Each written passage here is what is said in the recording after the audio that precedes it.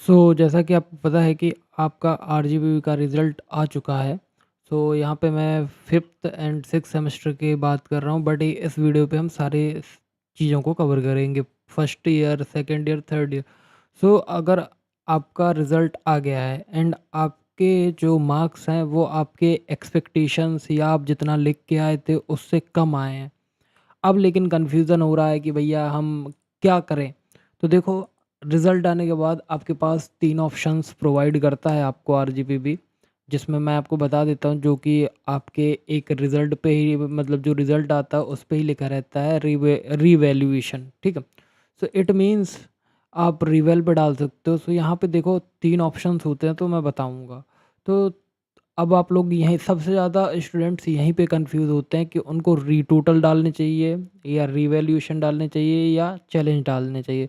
क्योंकि अगर आपने गलत ऑप्शन चुन लिया तो देखो आपका टाइम भी वेस्ट होगा एंड पैसे भी वेस्ट होंगे एंड रिजल्ट पे में भी नो चेंज भी आ सकता है।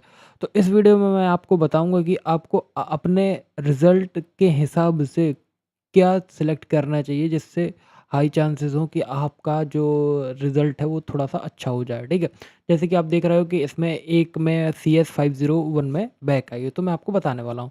Hello guys, welcome back to another video of engineering boys. अगर आप आरजीपीवी के स्टूडेंट हो एंड रिज़ल्ट से सैटिस्फाइड नहीं हो, तो ये जो वीडियो होने वाला है ये आपके लिए बहुत ज़्यादा हेल्पफुल होने वाला है। इसमें हम डिटेल में बात करेंगे। हम क्या डिटेल में बात करेंगे मैं आपको पहले बता देता हूँ। सबसे पहले मैं बात करूँगा आपके रीटोटल के बारे में, ठीक है? क्या रीटोटल, ठीक है?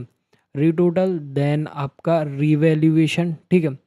तो मैं थोड़ा-सा पेन का जो इंक है उसको थोड़ा-सा कम कर लेता हूँ, बहुत मोटा एंड भद्दा दिख रहा है। एंड देन रिवैल्यूएशन, ठीक है? तो ये जो रिवैल्यूएशन होता है इसके बारे में भी बात करेंगे एंड देन आपका लास्ट क्या है? लास्ट है आपका आपका चैलेंज। क्या? चैलेंज। देखो, मैंने आपको जैसे कि बताया कि 3 ऑप्शंस होते हैं, ठीक है? सबसे पहला क्या ऑप्शन होता है आपका रीटोटल। तो रीटोटल के बारे में जानते हैं, ठीक है? रीटोटल के बारे में जानते हैं, तो रीटोटल होता क्या है? तो देखो, रीटोटल मतलब होता है, सबसे पहले रीटोटल में क्या होता है कि इसमें आपके जो मार्क्स होते हैं, मतलब जैसे सपोज आपको 5, 4, 3, 2 ये जितने भी मार्क्स दिए गए, मतलब आपके आंसर के हिसाब से, तो सिर्फ मार्क्स का दोबारा से क्या होता है, उनको चेक किया जाता है कि हमने जो इनका एडिशन किया है ये सही है या गलत है, सिर्फ इतना ही होता है। मतलब आंसर चेक नहीं होता है आपका, सिर्फ आपकी टोटलिंग की जाती है उसमें, ठीक है? रीटोटल में आपकी क्या की जाती है? टोटलिंग की जाती है, ठीक है? आप यहाँ पे रीटोटल डाल सकते हो जब आपको कन्फ्यूज़न हो कि यार, मतलब टोटलिंग में गलत हुई, टोटल जो हुआ है वो गलत हुआ है, मार्क्स बहुत वियर्ड लग रहे हैं आपको कि यार नहीं यार, मैं तो बहुत अच्छा लिख के आया था बट इसमें कैसे कम हो गए। आपको अगर लग रहा है कि हाँ, मेरे मार्क्स जोड़ने में गलती हुई है, तो प्लीज़ आप रीटोटल पे डाल सकते हैं। एंड जो रीटोटल का फ़ीस होता है वो लगभग 50 से 100 रुपए पर सब्जेक्ट होता है और आप पीएस में सारे सब्जेक्ट्स पे रीटोटल डाल सकते हो। अब बात करते हैं सेकंड नंबर पे, जो हमारा सेकंड नहीं, अभी फर्स्ट पे देखो, जो रीटोटल होता है वो लो कॉस्ट का ऑप्शन होता है एंड अगर आपको लगता है तो प्लीज़ आप ट्राई कर सकते हो। एंड अब आता है सेकंड ऑप्शन, जो है आपका रीवैल्यूएशन। रीवैल्यूएशन क्या होता है? तो देखो, सबसे पहले मीन आप समझ लो, रीवैल्यूएशन तो मतलब रीवैल्यूएशन मतलब आपके जो कॉपी है उसका फिर से वैल्यूएशन करना।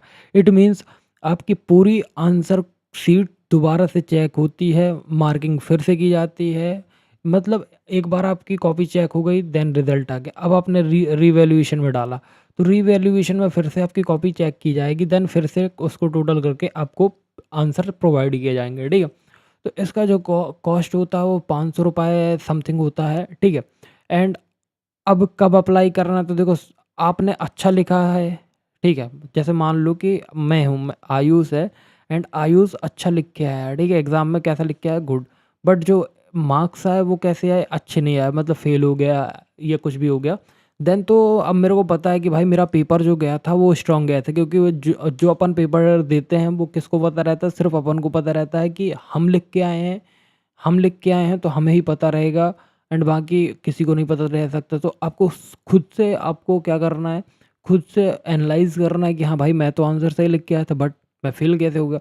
इस केस में क्या कर सकते हो आप?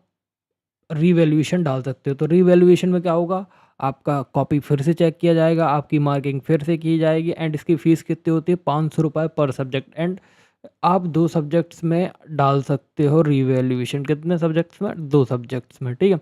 ना अब बात करते हैं हमारे जो मोस्ट एंड इम्पॉर्टेंट सब्जेक्ट्स हैं। मोस्ट एंड इम्पॉर्टेंट बोल सकते हो या तो आप क्या बोल सकते हो, जो चैलेंज है उसके बारे में बोल सकते हो। तो देखो जो चैलेंज है, ठीक है। अब देखो हाँ, एक बात और बता दूँ, जो हमारा क्या है रीवैल्यूएशन है, इसमें मार्क्स कम नहीं होते हैं। अगर सोचो कि भैया हमारे मार्क्स कम हो जाएँगे, तो इसमें मार्क्स बढ़ने के चांसेस होते हैं और मार्क्स अगर आपके मतलब कम नहीं होते हैं, as it is same result आ जाता है। अगर चेंजेस नहीं होने होते हैं तो नो चेंज करके आता है एंड बाकी मार्क्स कटते नहीं हैं। तो इस चीज़ से बेफ़िक्र रहो, ठीक है। सो अब नाउ बात करते हैं हम चैलेंज की। तो चैलेंज में क्या होता है, चैलेंज का जो प्रोसेस है वो बहुत ईज़ी है एंड सिंपल है। तो आप किसी स्पेसिफिक सब्जेक्ट्स को चैलेंज कर सकते हो, ठीक है? जैसे कि स्पेसिफिक सब्जेक्ट्स की ही डालते हैं। तो ये एडवांस ऑप्शन होता है एंड इसमें क्या होता है कि आप स्पेसिफिक सब्जेक्ट्स को चैलेंज कर सकते हो, ठीक है? तो आपको क्या होगा, आप चैलेंज पे डालोगे, ठीक है? जैसे आपने रिवैल्यूएशन पे डाला एंड रिवैल्यूएशन का रिज़ल्ट सही नहीं आया, तब भी आप मतलब आपको क्या है कि आप अनसैटिस्फाइड हो कि यार नहीं, मैं तो अच्छा से करके आया था। देन आपके पास ऑप्शन आता है चैलेंज का, ठीक है? तो चैलेंज में क्या होता है कि आप चैलेंज डालोगे, देन आपका आरजीपीवी की तरफ से नोटिस आएगा एंड आपको आपको आरजीपीवी मतलब राजीव गांधी प्रौद्योगिकी विश्वविद्यालय भोपाल जाना पड़ेगा। आपको आरजीपीवी एक टाइम देगा, एक डेट देगा, उस डेट को आपको अपने मतलब अपनी जगह से भोपाल जाना पड़ेगा। देन आपके सामने ही आपकी कॉपी चेक होगी एंड मार्किंग होगी, ठीक है? तो इसमें क्या होता है, इसकी जो फ़ीस होती है वो आई थिंक 2000 पर सब्जेक्ट होती है, मतलब ₹2000 होती है। और इसमें आपको मतलब इसमें कब अप्लाई करना चाहिए और क्यों अप्लाई करना चाहिए? तो अगर आपको लगे कि आप 100% श्योर हो कि मैंने आंसर सही लिखा था एंड मैं पास हूँ, देन आप इसको अप्लाई कर सकते हो। सो आई होप तुमको ये तीनों में डिफरेंस समझ में आ गया। अब मैं आपको एक क्विक कंपैरिज़न दे देता हूँ, तो शॉर्ट में समझ लो।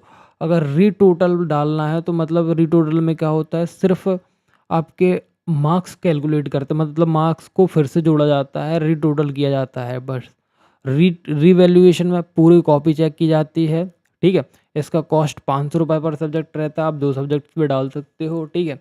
एंड जो रीटोटल का कॉस्ट रहता है वो ₹50 रहता है, ठीक है? चैलेंज में क्या होता है, आप स्पेसिफिक सब्जेक्ट्स पे डाल सकते हो 1-2 एंड आपको आरजीपीवी बुलाता है, देन आपके सामने ही आपकी कॉपी चेक की जाती है एंड इसकी फ़ीस ₹2000 पर सब्जेक्ट होते हैं। तो अब मैं आपको बता देता हूँ कि आरजीपीवी स्टूडेंट्स के लिए बेस्ट स्ट्रेटजीज़ क्या है। अगर डाउट है टोटलिंग में तो रीटोटल डालो, पेपर अच्छा गया था एंड फेल हो गए हो तो रीवैल्यूएशन में डालो, ठीक है? एंड अगर आपको लगता है कि मतलब रीवैल्यूएशन में भी गलत मार्क्स दिए गए हैं या आप पास हो बट फेल हो गए हो, सो अब आप क्या कर सकते हो, आप चैलेंज अप्लाई कर सकते हो। तो देखो ब्लाइंडली अप्लाई मत करो कुछ, सबसे पहले एनालाइज़ करो फिर डिसीज़न लो कि आपको करना क्या है, क्योंकि पेपर आप लिख के आए हो और कोई नहीं लिख के आया, ठीक है?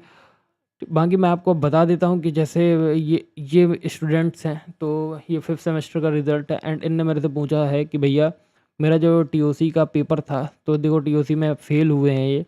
तो इनने बोला है कि टीओसी में मैं बढ़िया एग्ज़ाम दे के आया था एंड मेरा बैक लग गया। तो मैंने बोला इनको कि प्लीज़ आप रीटोटल मतलब रीवैल्यूएशन पे डालो एंड रीवैल्यूएशन का डेट आज 28 तारीख मतलब कल तक है, ठीक है? सो कल तक आपका डेट है विदाउट लेट फीस रिवैल्यूएशन का। तो प्लीज़ जिसको रिवैल्यूएशन अप्लाई करना है तो पहले आप लोग एनालाइज़ कर लो। देन उसके बाद क्या करो कि आप लोग डिसीज़न ले लो कि आपको क्या डालना है। सो प्लीज़ अप्लाई कर दीजिए क्योंकि विदाउट लेट फीस 28 तारीख है एंड लेट फीस के साथ आपको 30 तक, ठीक है? एंड नाउ दूसरा एग्जांपल दिखाना चाहूँगा, जैसे ये स्टूडेंट्स हैं एंड इनका भी बढ़िया रिज़ल्ट है बट सी प्लस है इसमें। ये मैकेनिकल के स्टूडेंट्स हैं, तो इनने भी बोला था कि भाई अच्छा गया बट इनका रिज़ल्ट 8.25 आया, तो इनने बोला कि चलो भैया रहने देते हैं। तो आपको खुद डिसाइड करना पड़ेगा, ठीक है? नाउ अब मैं बताता हूँ कि अगर आपको ये वीडियो हेल्पफुल लगा है तो प्लीज़ लाइक ज़रूर करना और ऐसे ही आरजीबी अपडेट्स के लिए चैनल को सब्सक्राइब कर लो। अगर कोई डाउट है आपके आपके मन में, तो प्लीज़ कमेंट सेक्शन ओपन है, सो प्लीज़ आप कमेंट करो, मैं आपका रिप्लाई करूँगा, ठीक है। एंड बाही रही बात आपके 4th सेमेस्टर के रिज़ल्ट की, तो 4th सेमेस्टर का रिज़ल्ट भी जल्दी ही आ जाएगा, ठीक है। तो बाकी टेंशन लेनी नहीं है, आराम से पढ़ो। एंड एक बार ये वाला वीडियो देख लेना, ग्रेडिंग सिस्टम कैसे होता है, एंड इसमें आपको बहुत सारी चीज़ें क्लियर हो जाएँगी। देन आप रीटोटल, रीवैल्यूएशन एंड चैलेंज अप्लाई कर सकते हो। तो भाई बाकी आई होप ये वीडियो तुमको पसंद आएगा, तो please do like, subscribe and share. बाकी थैंक यू।